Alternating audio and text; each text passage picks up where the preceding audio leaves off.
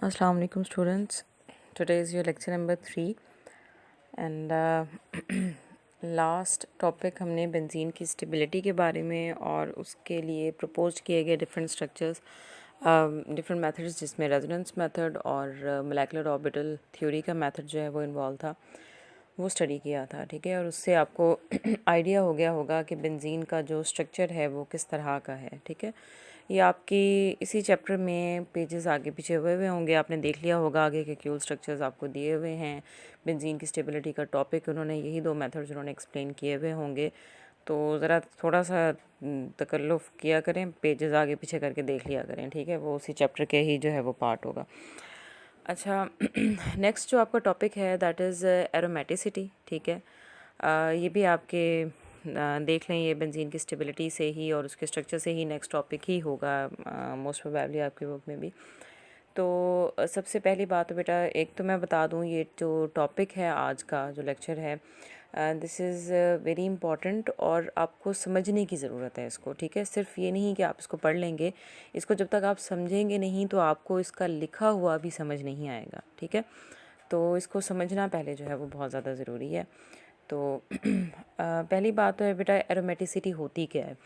अब चैप्टर का नाम ही एरोमेटिक हाइड्रोकार्बन्स है, तो जनरली तो जो अभी तक आपने एफएससी में पढ़ा होगा जी, एरोमेटिक कंपाउंड्स वो हैं जो बेंजीन जैसे लगते हैं, बेंजीन जिसमें इन्वॉल्व है या बेंजीन जैसे यानी बेंजीन डेरिवेटिव कंपाउंड्स।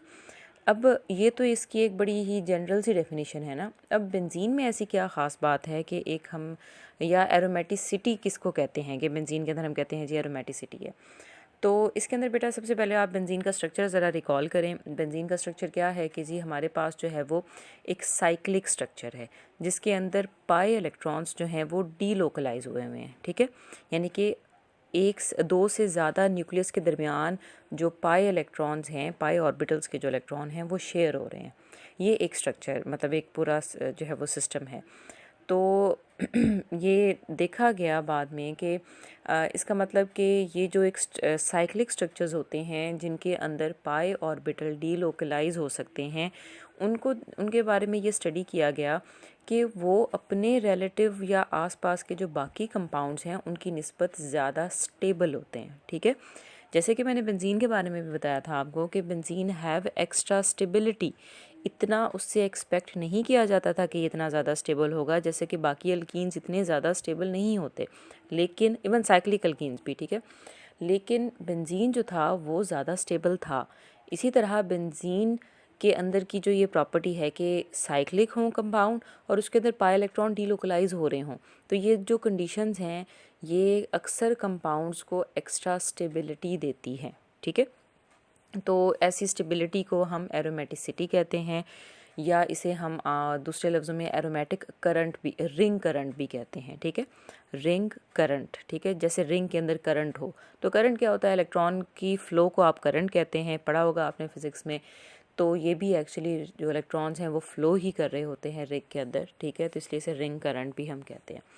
अब ये जो आपका पैराग्राफ है यहाँ पर उन्होंने बताया हुआ है कि जी बेंजीन में देखें जी वही हेक्सागोनल रेगुलर प्लेनर स्ट्रक्चर है, 6 उसके अंदर पी ऑर्बिटल होते हैं अनहाइब्रिडाइज, जिनके अंदर जो है वो इलेक्ट्रॉन्स होते हैं और वो इस तरह से मूव कर रहे होते हैं। और अगर आप उसकी मोलेकुलर ऑर्बिटल थ्योरी के मुताबिक देखें तो वो जो 6 एटॉमिक ऑर्बिटल हैं वो जब हाइब्रिडाइज हो जाते हैं या मोलेकुलर ऑर्बिटल थ्योरी के मुताबिक जब वो इस तरह कंबाइन होते हैं तो उसके बाद वो क्या बनाते हैं जी, उसके बाद वो जो है वो 3 लो एनर्जी के और 3 हाई एनर्जी के जो है वो ऑर्बिटल बनाते हैं। तो उनमें से जो लो एनर्जी का ऑर्बिटल है, ठीक है, एक सबसे लो एनर्जी का ऑर्बिटल है, फिर उससे ऊपर वाले 2 इक्वल एनर्जी के ऑर्बिटल हैं, फिर उससे ऊपर वाले 2 इक्वल एनर्जी के ऑर्बिटल है और एक सबसे ऊपर वाला जो है वो हाईएस्ट एनर्जी का ऑर्बिटल है। ठीक है, तो इस तरह हम ये देख सकते हैं। अब यहाँ पे आप यहाँ से देखें, the pi molecular orbital energy levels could be designated by pi quantum numbers, जैसे कि 0, 1, 2, 3 and so on, such that each quantum number represent a shell of pi molecular orbitals in much the same way as sp, d etc represent the atomic orbital shells। अब वो ये कह रहे हैं कि बहुत सारे ऐसे कंपाउंड्स जिनके अंदर जो पाई ऑर्बिटल है, ठीक है, पाई जो आप हमारे पास जो है वो, अगर वो इस तरह उसके अंदर इतने इलेक्ट्रॉन्स हैं कि एक पूरा शेल जो है वो कंप्लीट हो रहा है। कौन सा? वो S भी हो सकता है, वो P भी हो सकता है, वो D भी हो सकता है, ठीक है। तो फिर हमारे पास वो कंपाउंड जो है वो स्टेबल होगा। मैं आपको इसकी एग्जांपल यूँ देती हूँ, आप बेंजीन का स्ट्रक्चर देखें, ठीक है, और बेंजीन के स्ट्रक्चर में देखें कि बेटा जो आपके पास कार्बन, हर कार्बन है उसके पास p ऑर्बिटल है, अनहाइब्रिडाइज्ड p ऑर्बिटल है, ठीक हो गया। अब ये जो अनहाइब्रिडाइज्ड p ऑर्बिटल है इसके अंदर, वैसे आपने देखा होगा कि s के अंदर अगर s सबशेल के अंदर 2 इलेक्ट्रॉन हैं तो वो स्टेबल है, यानी कम्प्लीटली फिल्ड है, ठीक है। इसी तरह p के अंदर मैक्सिमम कितने इलेक्ट्रॉन आ सकते हैं? 6। d के अंदर मैक्सिमम कितने आ सकते हैं? 10। f के अंदर मैक्सिमम कितने आ सकते हैं? 14, ठीक है। तो क्योंकि बेंजीन के केस में कार्बन पे अनहाइब्रिडाइज्ड ऑर्बिटल p ऑर्बिटल मौजूद है हर कार्बन के पास, और total number of pi electrons कितने हैं बेंजीन में? अगर मैं आपसे ये पूछूं कि total number of pi electrons कितने हैं बेंजीन में, तो आप कहेंगे कि जी हर कार्बन के पास पाई ऑर्बिटल में p ऑर्बिटल में 1 इलेक्ट्रॉन है। तो टोटल 6 कार्बन हो गई, तो टोटल कितने इलेक्ट्रॉन हो गए? 6। तो हर बेंजीन में जो नंबर ऑफ़ पाई इलेक्ट्रॉन्स हैं वो कितने होते हैं? 6 होते हैं। तो बेटा अगर आपके पास 6 इलेक्ट्रॉन हैं, पाई जो है वो ऑर्बिटल, आपके जो पाई इलेक्ट्रॉन्स हैं वो 6 हैं, और जो अनहाइब्रिडाइज्ड ऑर्बिटल है p उसके अंदर भी मैक्सिमम कितने आ सकते हैं? 6। तो इसका मतलब जो 6 का नंबर है वो पूरा है बेंजीन में, और इसी नंबर के पूरा होने की वजह से बेंजीन क्या है? स्टेबल है, ठीक है। ये है वजह एरोमेटिसिटी की, कि वाई एरोमेटिसिटी मतलब जो एक्स्ट्रा स्टेबिलिटी है बेंजीन की, उसकी वजह ही यही है, ठीक है। तो अब ये जो पूरा पैराग्राफ है ये इन्होंने यही बताया हुआ है कि इसके अलावा भी, बेंजीन के अलावा भी बहुत सारे कंपाउंड्स हैं। इस चीज़ ने या इस बात ने साइंटिस्ट को ये सोचने पे मजबूर किया कि इसका मतलब बहुत सारे ऐसे कंपाउंड्स हो सकते हैं बेंजीन जैसे ही, या बेंजीन के स्ट्रक्चर से रिलेटेड, या इससे थोड़े बहुत कम या ज़्यादा कार्बन रखने वाले, जो कि स्टेबल हो सकते हैं, ठीक है। तो यही चीज़ जो है वो आगे हकल ने, एरिक हकल वाज अ साइंटिस्ट, ठीक है, 1931 में इसने जो है वो क्वांटम फिज़िक्स और क्वांटम मैकेनिक्स के ज़रिए जो है वो इसका इस्तेमाल करते हुए जो है वो एरोमेटिसिटी के लिए एक रूल जो है वो बनाया था, ठीक है। इसकी यहाँ पे इन्होंने डिटेल भी दी हुई है, ठीक है। अच्छा अब रूल क्या है? रूल है जी, इसे हम कहते हैं हकल्स रूल, ठीक है, या फिर इसे 4n+2 रूल भी कहते हैं, ठीक है। तो हकल रूल के नाम से ये ज़्यादा फेमस है। अब हकल रूल है क्या? ठीक है, मैं पहले आपको जो है वो बता दूँ हकल रूल क्या है और ये 4n+2 क्यों कहा हुआ है। बेटा 4n+2 का जो ये रूल है, इस रूल के मुताबिक हकल ने ये कहा कि वो तमाम कंपाउंड्स, ठीक है, वो तमाम एरोमेटिक कंपाउंड्स जिनके अंदर जो नंबर ऑफ़ पाई इलेक्ट्रॉन्स हैं वो 4n+2 को फॉलो करते हैं। किसको? 4n+2 को।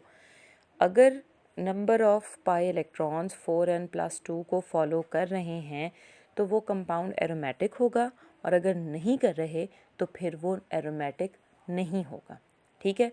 अब मैं आपको बताती हूँ 4n+2 का मतलब क्या है। बेटा 4n+2 में 4 भी आपको समझ आ रही है और 2 भी, ठीक है। n क्या है?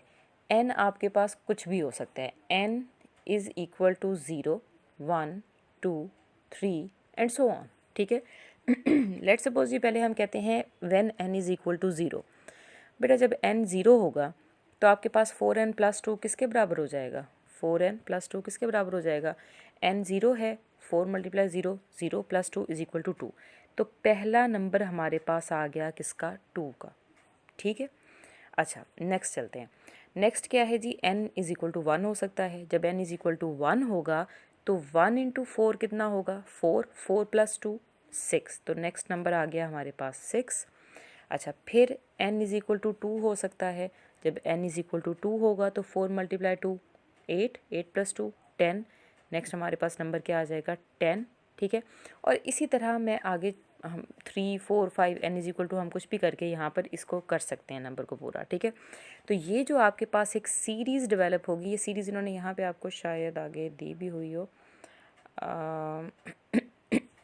सॉरी सॉरी, अच्छा यहाँ पे चलिए यहाँ नहीं दी हुई, ठीक है, लेकिन हम आगे कहीं देख लेंगे शायद। तो ये आपके पास यहाँ पे ये लिखा हुआ है कि वेयर n जो है वो क्या हो सकता है 0 1 2 3 एंड सो ऑन, कुछ भी हो सकता है, ठीक है। इसी तरह हमारे पास ये आगे नंबर हमारे पास होते जाएंगे। तो बेटा अगर तो आपके पास आपका एरोमेटिक जो कंपाउंड है उसके अंदर जो पाई इलेक्ट्रॉन्स हैं अगर वो 4n+2 के रूल को फॉलो कर रहे हैं यानी उस कैटेगरी में आते हैं तो वो कंपाउंड एरोमेटिक होगा, ठीक है। अभी मैंने यहाँ पे लिखा था क्या आया था जी, 2 था, 6 था, 10 था और आगे मतलब जो भी हम अगर करते जाएंगे। अब इसमें 6 आ रहा है, 6 है ना, तो बेंजीन के अंदर पाई इलेक्ट्रॉन कितने हैं 6। दैट इज़ वाई इसका मतलब बेंजीन हकल रूल को फॉलो करता है, इसीलिए बेंजीन क्या है एरोमेटिक कंपाउंड है। बात समझ आ गई, ठीक है। तो ये अब आपको क्लियर हो गया होगा। This is Hückel rule, this is Hückel 4n+2 pi electrons rule, ठीक है, यही आपके पास है। और अब हम पढ़ेंगे कि बेंजीन के अलावा भी जो कंपाउंड्स हैं क्या वो कौन कौन से कंपाउंड एरोमेटिक हैं और कौन से नहीं हैं, ठीक है। इन view of the special stability of benzene chemists start wondering whether similar stability is also associated with the other compounds having ring system similar to that of benzene, ठीक है, but of different sizes such as cyclobutadiene, cyclooctatetraene और cyclodecapentane, ठीक है। All these monocyclic compounds can be represented by structures having alternate single and double bond like benzene। अब बेटा जो अच्छा आप में से कोई एक आध लेक्चर जो है वो बैग जो है कोई एनोलिन्स के बारे में शायद पूछ भी रहा था, या पता नहीं अरीन्स के बारे में पूछ रहे थे। बेटा अगर अरीन्स के बारे में उस दिन आपने पूछा था आप में से किसी ने, तो वो बेंजीन के ही कंपाउंड्स हैं, बेंजीन जैसे जो है वो कंपाउंड्स के, बेंजीन के डेरिवेटिव भी हो सकते हैं, ठीक है। एनोलिन्स जो है ना, ये जो क्लास ऑफ कंपाउंड है जिनको हम जो है वो क्या कह रहे हैं जी, एनोलिन्स कह रहे हैं। ये जो कंपाउंड की क्लास है ये इसके अंदर वो वाले साइक्लिक कंपाउंड शामिल होते हैं जिनके अंदर डबल और सिंगल बॉन्ड क्या कर रहे हों, ऑल्टरनेट कर रहे हों, ठीक है। जो बिल्कुल बेंजीन की ही तरह जिनको हम दो स्ट्रक्चर्स की तरह लिख सकते हैं। देखें एक दफ़ा ये साइक्लोब्यूटाडाइन इस तरह लिखा हुआ है ना, ठीक है, नेक्स्ट टाइम हम इसको इस तरह लिख सकते हैं ना, ठीक है। So this is a annulene, cyclic भी है और इस तरह से डबल बॉन्ड और सिंगल बॉन्ड ऑल्टरनेट भी कर रहे हैं। इसी तरह ये साइक्लोऑक्टाटेट्राईन है, ठीक है, मैं बनाने की कोशिश कर रही हूँ यहाँ पे। तो इस तरह का है, एक दफ़ा इन्होंने यहाँ पे डबल बॉन्ड लिखे हुए हैं, नेक्स्ट टाइम आप इसको यहाँ पे लिख सकते हैं, ठीक है। So this is also an annulene. और इसी तरह ये साइक्लो आपके पास जो है वो ये वाला कंपाउंड साइक्लोडेकापेंटाइन। अच्छा, अब इनको एनोलिन्स को लिखने का एक ये तरीका भी होता है, हम ब्रैकेट के अंदर ना नंबर लिख देते हैं कार्बन का कि कितने कार्बन वाली एनोलीन है। तो यानी कि 4 कार्बन वाली एनोलीन है तो वो साइक्लोब्यूटाडाइन होगी, 6 कार्बन वाली एनोलीन है तो वो बेंजीन होगी, 8 कार्बन वाली एनोलीन है तो वो साइक्लोऑक्टाटेट्राईन होगी, ठीक है। इस तरह से अगर 10 कार्बन वाली है तो वो साइक्लोडेकापेंटाइन होगी, ठीक है। तो इस तरह से हम इसको लिखते हैं। अब ये है कि जी it is a well known fact that cyclobutadiene is extremely reactive. और अगर आप साइक्लोब्यूटाडाइन के बारे में जो है वो देखें, साइक्लोब्यूटाडाइन जो है वो बहुत ज़्यादा ये जो है रिएक्टिव है, ठीक है। इसका मतलब ये अनस्टेबल है। अनस्टेबल का मतलब कि इसके अंदर एरोमेटिसिटी नहीं होगी, ठीक है। अब मैं आपको बताती हूँ जी कैसे नहीं होगी और यहाँ हकल रूल का क्या लेना देना है, ठीक है। बेटा साइक्लोब्यूटाडाइन के अंदर डबल बॉन्ड कितने हैं, 2 डबल बॉन्ड हैं, 2 है ना, एक ये है और एक ये है। 2 डबल बॉन्ड है इसका मतलब पाई इलेक्ट्रॉन कितने हुए, 4।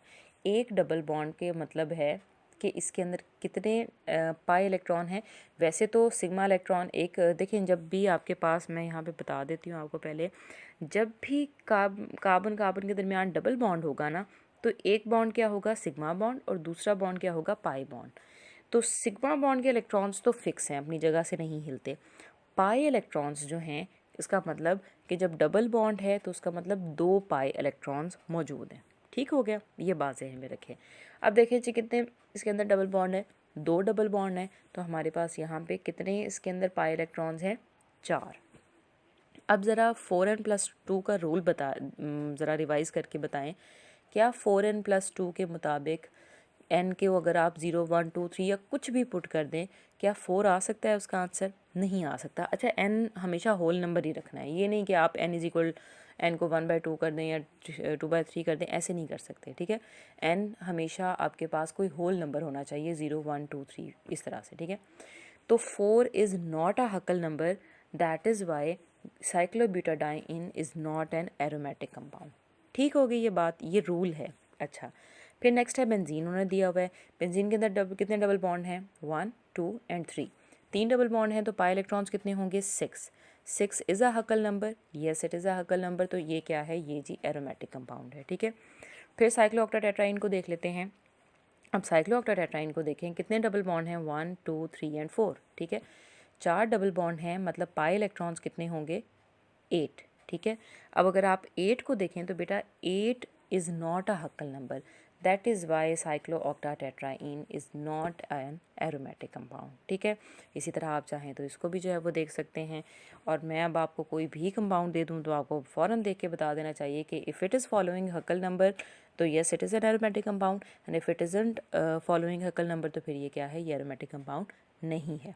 ठीक हो गया, ये पूरी जो डिस्कशन है यहाँ पे ये वही है, ये इसी के बारे में दी हुई है, कोई नई बात नहीं है। तो हकल ने एट द एंड ये एक रूल जो है मैं बताया कि the planar rings will be particularly stable and hence aromatic if the number of the pi electrons in their cyclic conjugated system is 4n+2, जहाँ पे ये आपके पास n क्या होगा, 0 1 2 3 के, या फिर कुछ भी हो सकता है इसके अलावा। ठीक हो गया, अब ये हो गया जी हकल ने जो है हमारे पास अब इसने दो तरह जो है ना डिस्टिंक्ट पैटर्न्स देखे। ठीक है, ये एरोमेटिक कंपाउंड्स में या जो साइक्लिक कंपाउंड्स हैं उनमें से ये था कि एक के अंदर कार्बन नंबर इवन हो सकता है और एक में कार्बन नंबर ऑड हो सकता है। देखिए जैसे बेंजीन है, बेंजीन में कितनी कार्बन है, 6 है, 6 इज़ एन इवन नंबर। ठीक है, दूसरे कंपाउंड हैं जैसे कि साइक्लोपेंटाडाइन है तो उसके अंदर कार्बन 5 हैं, तो क्योंकि वो क्या है, ऑड नंबर है। जब ये ऑड और इवन होगा तो उसके अंदर हम जो है ना डिवीजन कर सकते हैं। कैसे कर सकते हैं, अब आपने यहाँ पे देखना है पहले ये वाली जो जगह है। ठीक है, अच्छा ये देखेंगे जी जो आपके पास प्रोपेन होता है, साइक्लोप्रोपेन आपके पास क्या होता है जी, 3 कार्बन, इस तरह से 3 कार्बन आपस में साइक्लिक फॉर्म में, ट्रायंगल की फॉर्म में समझ लें आपस में है, तो ये वही है यहाँ पे। ठीक है, अब बेटा जो साइक्लोप्रोपेन है उसके अंदर 3 कार्बन है, दिस इज़ ऑड नंबर। ठीक है, तो इसके अंदर हमारे पास 2 केसेस होंगे, जितने भी ऑड नंबर वाले हमारे पास हैं उनके अंदर हमारे पास 2 केसेस होंगे। ठीक है, तो ये वाली साइड हमारे पास ऐसे जो है वो molecular energy orbital energy diagram हमारे पास ये उस कंपाउंड की है जो कि ऑड नंबर है और ये वाली उसकी है जो कि इवन नंबर है। ठीक है, अच्छा अब ये 3 वाला है तो ये हमारे पास क्या हुआ, ऑड नंबर हुआ। ऑड नंबर्स में हमेशा जब भी जो आपके ये जो एटॉमिक ऑर्बिटल हैं ये जब डिवाइड होंगे उसके मोलेकुलर ऑर्बिटल्स में, तो इनमें से हाफ क्या जो कुछ जो हैं वो क्या हो जाएंगे, बॉन्डिंग मोलेकुलर ऑर्बिटल, और जो बाकी हैं वो एंटी बॉन्डिंग मोलेकुलर ऑर्बिटल। ठीक है, तमाम ऑड नंबर या ऑड नंबर ऑफ़ कार्बन रखने वाले साइक्लिक कंपाउंड्स के केस में यही होगा कि या तो एक जो ऑर्बिटल है उनमें वो क्या होगा, बॉन्डिंग मोलेकुलर ऑर्बिटल में हो आएगा या फिर नॉन बॉन्डिंग एंटी बॉन्डिंग में आएगा। ठीक है, अब यहाँ पे देखें पाई 1 जो है वो इसके केस में क्या आ रहा है, बॉन्डिंग मोलेकुलर ऑर्बिटल। ये जो डॉटेड लाइन लगाई हुई है ना, डॉटेड लाइन से नीचे वाले सारे बॉन्डिंग हैं, डॉटेड लाइन से ऊपर वाले सारे एंटी बॉन्डिंग हैं, और जितने भी आपके पास डॉटेड लाइन के ऊपर आ रहे होंगे मोलेकुलर ऑर्बिटल्स वो क्या होंगे, वो नॉन बॉन्डिंग होंगे। ठीक है, चलें इसको मैं आपको बता देती हूँ कि जी ये क्योंकि 3 कार्बन वाला था, दिस इज़ पाई 1 ये बॉन्डिंग है, और ये जो डॉटेड लाइन से ऊपर हैं 2 पाई 2 स्टार एंड पाई 3 स्टार ये नॉन बॉन्डिंग है। अच्छा ये एक हो गया ऑड नंबर वाला। फिर ये देखें जी ये नेक्स्ट ऑड नंबर वाला है 1 2 3 4 5। ठीक है, 5 है ना। अच्छा अब इसमें देखें कि हमारे पास पाई 1 bonding, pi 2 and pi 3 bonding, ये तीनों बॉन्डिंग है, और पाई 4 स्टार पाई 5 स्टार ये क्या है, नॉन बॉन्डिंग एंटी बॉन्डिंग। ठीक है, इसमें नॉन बॉन्डिंग नहीं होगा। फिर अगला ये 7 जो है वो कार्बन वाला है, इसमें पाई 1 पाई 2 पाई 3 ये बॉन्डिंग में आ जाएंगे। ठीक है, और पाई 4 स्टार पाई 6 स्टार पाई 7 स्टार पाई ये, और ये पाई 5 स्टार है यहाँ पे। ठीक है, ये हमारे पास क्या होंगे, ये एंटी बॉन्डिंग। तो तमाम ऑड नंबर ऑफ़ कार्बन रखने वाले कंपाउंड्स के साथ ऐसे ही होगा। फिर इवन नंबर की तरफ आ जाएं, जो ऐसे कंपाउंड्स जिनमें इवन नंबर है कार्बन का, उसके अंदर क्या होगा, उसके अंदर हमारे पास जो है जो सबसे लोएस्ट एनर्जी वाला है वो बॉन्डिंग होगा, सबसे हाईएस्ट एनर्जी वाला ऑब्वियसली एंटी बॉन्डिंग होगा, और जो दरमियान में आ रहे हैं सेम लेवल पे वो क्या होंगे, वो नॉन बॉन्डिंग होंगे। ठीक है, तो ये सिर्फ इवन नंबर वालों के साथ है, यानी कि जो ऐसे कंपाउंड्स जिनमें कार्बन का इवन नंबर होगा, वो इवन नंबर 6 भी हो सकता है, वो 8 भी हो सकता है, कुछ और भी हो सकता है। ठीक है, अच्छा फिर ये हमारे पास हो गए जी 4 वाले, फिर 6 वाले, ये तो बेंजीन का ही केस है। बेंजीन के केस में आपको पता है 6 कार्बन जो कार्बन हैं उनके 6 एटॉमिक ऑर्बिटल हैं, और वो आधे जो हैं वो इनमें से क्या हो जाते हैं जी, बॉन्डिंग, और ये बाकी आधे क्या हो जाते हैं, एंटी बॉन्डिंग। डायग्राम भी बनाई हुई है ना आपने, तो मोलेकुलर ऑर्बिटल डायग्राम। ठीक है, तो ये वो वाले यहाँ पे हैं केस। तो ये 2 अप्रोचेस बताई हकल ने कि इस तरह से हम जो है वो पहले उसने बताया कि आप कैसे बता सकते हैं कि एरोमेटिक है या नहीं। ठीक है, वो रूल बताया, और उसके बाद उसने ये उसके अंदर बताया कि हमारे पास एक डिस्टिंक्ट पैटर्न होता है, पाई मोलेकुलर ऑर्बिटल एनर्जी लेवल्स की बेस पे हम रिंग सिस्टम को डिवाइड कर सकते हैं। ठीक हो गया, चलें अब यहाँ तक ये आ गए, सॉरी यहाँ पे हैं। ठीक है, ये देखें 2, 6, 10, 14 एंड सो ऑन, ये तमाम क्या हैं, ये हकल नंबर हैं। ठीक है, और कौन कौन से हकल नंबर नहीं होंगे, हकल नंबर जो दरमियान में जितने भी आ रहे हैं, ठीक है, लाइक 4, 8, 12, 16, ये सारे के सारे हकल नंबर नहीं हैं। ठीक है, जो 4n को फॉलो करते हैं ना, वो हकल नंबर नहीं है। ठीक है, तो 4n को इसलिए हम एक और नंबर, इसका नाम हम देते हैं मोबियस नंबर। ठीक है, यहाँ पे लिखा नहीं हुआ लेकिन मैं बता रही हूँ, वैसे मोबियस नंबर कहते हैं इसे, MOBIUS। ठीक है, तो जो मोबियस नंबर को फॉलो करते हैं वो एरोमेटिक नहीं होते। ठीक है, तो ये हमारे पास है जी 10, it is the 4n+2 pi electron system that gives to planar conjugate system the special stability associated with benzene and this represents the aromatic character और एरोमेटिसिटी। तो इसी की वजह से हम इसे एरोमेटिसिटी कहते हैं। और अगर आप इसको जो है वो प्लेनर साइक्लिक कॉन्जुगेटेड पॉलीन्स के साथ इनको कंपेयर करवाएं, तो आपके पास जो है वो ये जो साइक्लिक स्ट्रक्चर्स हैं ये ज़्यादा स्टेबल होते हैं as compare to open chain systems. ठीक है, तो वो हमारे पास जो है वो ये रीज़न है। अच्छा, अब इसके अलावा जी जो हमारे पास ये वाले अगर कोई साइक्लिक कंपाउंड है लेकिन वो इस 4n को के नंबर को फॉलो कर रहा है, तो बेटा उस केस में जैसे कि अभी हमने पीछे देखा था ये वाला साइक्लोब्यूटाडाइन 4 थे ना। ठीक है, इसके पाई इलेक्ट्रॉन कितने थे, 4 थे। तो 4 हमारे पास जो है वो हकल नंबर नहीं है बल्कि क्या है, मोबियस नंबर है। ठीक है, इसे कहते हैं मोबियस नंबर। ये 4, 8, 10, 12, 16 जैसे हैं। तो ये जो मोबियस नंबर को फॉलो करते हैं बेटा वो क्या होते हैं, एंटी एरोमेटिक होते हैं। ठीक है, तो ये हमारे पास आ गया जी in the former case the planar cyclic conjugated polyenes are said to be aromatic, whereas in the later case they are said to be, या इन्हें क्या कहते हैं जी, एंटी एरोमेटिक कहते हैं। ठीक है, इसके अलावा planar cyclic conjugated polyene showing neither stabilization nor destabilization is known as non aromatic। तो ऐसा साइक्लिक कंपाउंड जो कि ना स्टेबिलिटी दिखा रहा है और ना ही अनस्टेबिलिटी दिखा रहा है, ऐसे कंपाउंड्स को हम नॉन एरोमेटिक की कैटेगरी में रखते हैं। ठीक हो गया, इसमें कोई क्वेश्चन हो तो मुझसे पूछ लीजिएगा। टेक्निकल है थोड़ा सा टॉपिक, तो जो भी आपके क्वेश्चन हों लेक्चर अच्छी तरह समझने के बाद सुनने के बाद आप मुझसे जो है वो पूछ सकते हैं in the next lecture. Okay, अल्लाह हाफिज़।